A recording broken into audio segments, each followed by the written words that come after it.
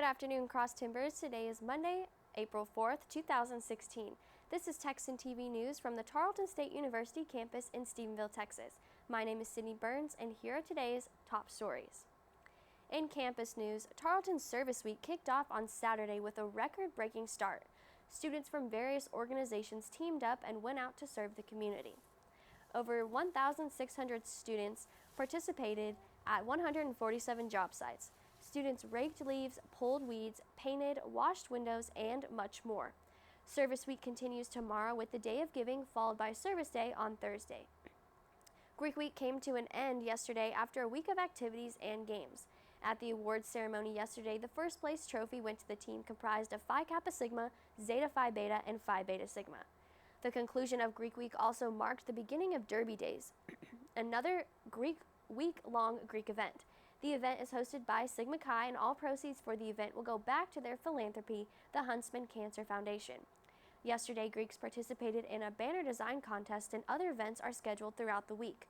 Sign-a-Sig and Surviving the Game is today, a dunk booth on tomorrow, a lip-sync battle on Wednesday, dodgeball tournament on Thursday, a Derby Darling pageant on Friday, and awards will be presented on Saturday. In local news, according to the Flash today, eligible individuals and business owners in Erath, Gregg, Harrison, Hood, Jasper, Marion, Newton, Orange, and Parker counties who register for disaster assistance from the Federal Emergency Management Agency or FEMA may receive an automated phone call from the U.S. Small Business Administration. SBA's recorded message gives instructions on how to request an application for a low-interest disaster loan.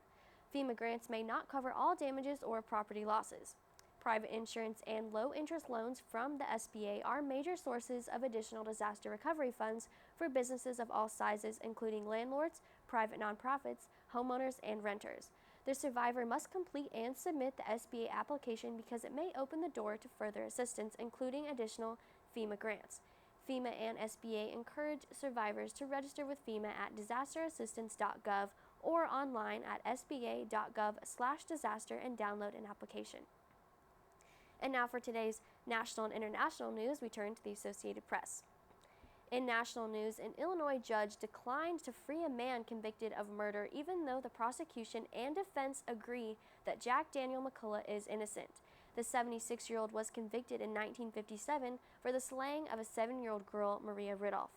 Newly appointed attorneys for McCullough filed a request that concluded files and some new evidence revealing that McCullough couldn't have possibly killed Ridolph.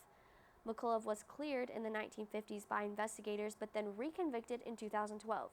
Reports say that a childhood friend of Ridolph told a group of 6 photographers that McCullough was the man who killed Ridolph. McCullough's picture stood out because everyone but him was in a suit coat. In a trial last week, McCullough pleaded for a prompt release, but the judge told him he needed to be patient. The judge also stated that the situation is so unusual that he needs more guidance on what to do. This case is said to be one of the nation's coldest cases.